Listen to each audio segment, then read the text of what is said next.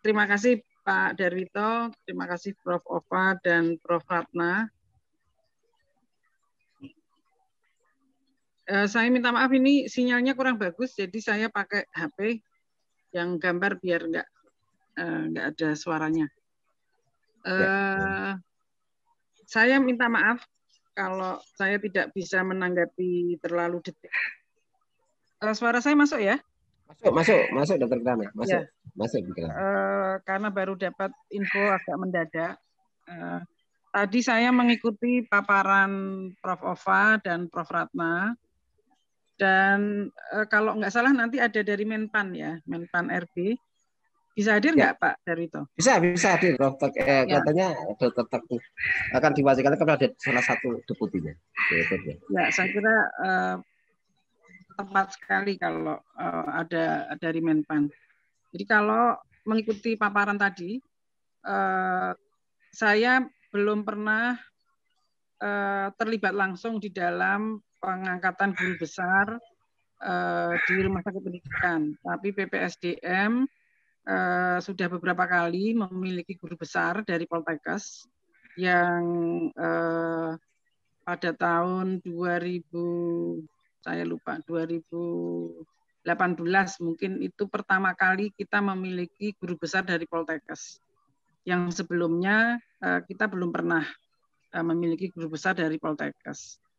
Dan saya sepakat dengan Prof. Ova bahwa harus ada kebijakan yang sejalan antara Kemenkes dan Kemendikbud. Pengalaman waktu mengusulkan guru besar dari Poltekkes ini juga suatu terobosan karena kami belum pernah memiliki sebelumnya guru besar dari Poltekkes, sehingga kami mempelajari satu persatu prosedur yang ada di Kemendikbud untuk bisa memenuhi semua kriteria menjadi guru besar. Keuntungan dari Poltekkes adalah sama-sama institusi pendidikan.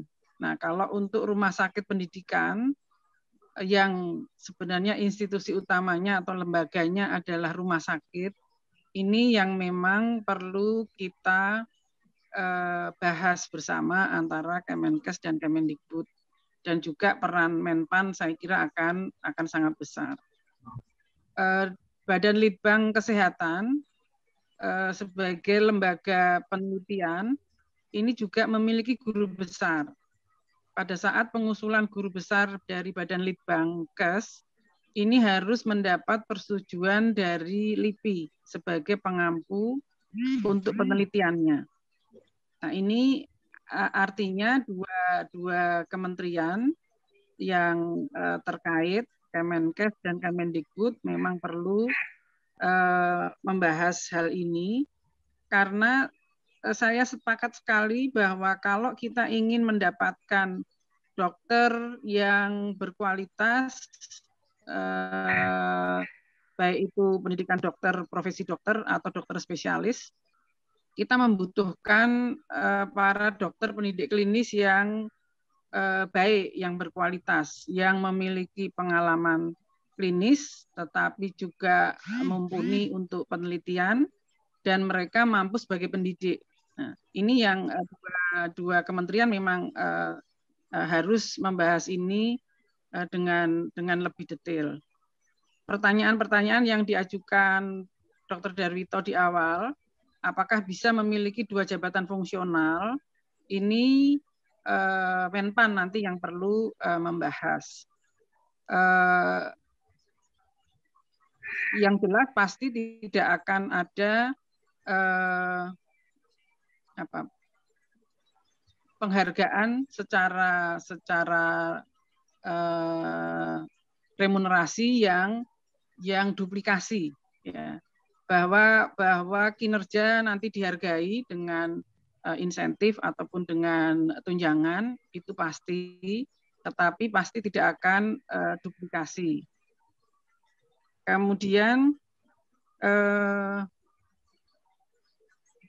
regulasi yang ada di dalam Undang-Undang Pendidikan Kedokteran, saya kira ini memang perlu dipelajari. Ada dua istilah yang berbeda.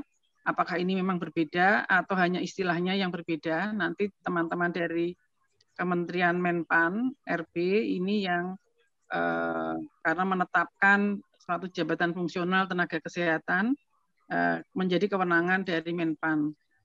Dari PPSDM memfasilitasi proses penyusunannya.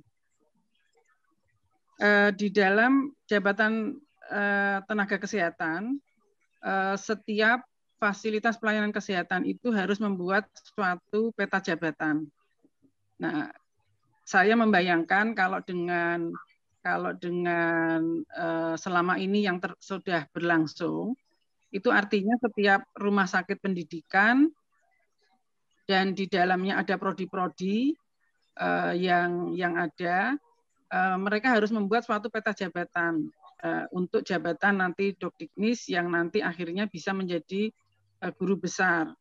Nah, ini yang apakah akan sama seperti tenaga kesehatan jabatan fungsional yang lain yang ada selama ini?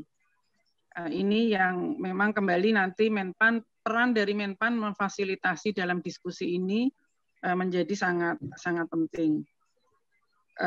Dari penjelasan Prof. Ratna, untuk proses menjadi sampai kepada guru besar, di mana penetapan angka kredit, pengakuannya juga sudah dimulai sejak awal. Itu artinya seorang dosen pendidik klinis yang ada di rumah sakit pendidikan, sejak awal mereka harus memahami mereka akan mengambil jalur di mana. Mungkin memang akan ada yang hanya murni klinis, tidak akan mengambil jalur sebagai pendidik. Nah, ini yang harus seawal mungkin mereka dipersiapkan. Karena pasti akan ada berbagai kompetensi yang mereka perlu miliki, yang mungkin di rumah sakit pendidikan perlu diperkuat. Misalnya untuk riset misalnya. Ini sebagai contoh untuk riset. Potensi melakukan riset di rumah sakit itu sebenarnya sangat besar. Karena semua data terkumpul di rumah sakit tanpa kita minta. Pasien datang setiap hari berganti, data-data terkumpul yang sebenarnya kalau dilakukan suatu penelitian atau riset, itu semua data primer masuk.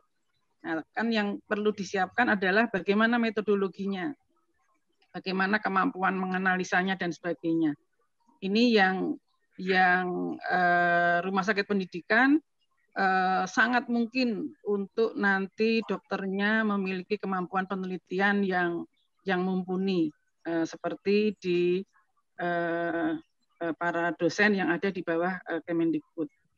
Nah, jadi ini yang bisa saya berikan masukan, mungkin tidak bisa terlalu detail ya, dan kalau melihat pengalaman teman-teman senior yang berhasil menjadi guru besar dari rumah sakit pendidikan, peran dari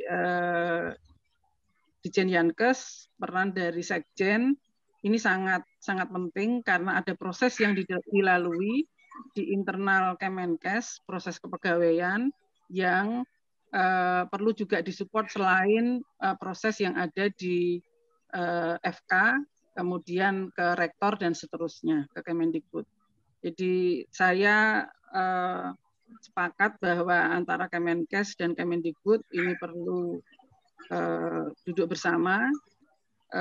Kalau kebutuhan saya yakin ini sangat besar dan saya setuju kalau kita ingin mendapatkan nanti dokter-dokter yang baik, dokter spesialis yang berkualitas, kita membutuhkan dokter pendidik klinis juga yang berkualitas. Saya kira demikian, Pak Derwito. Mohon maaf tidak bisa. Ya.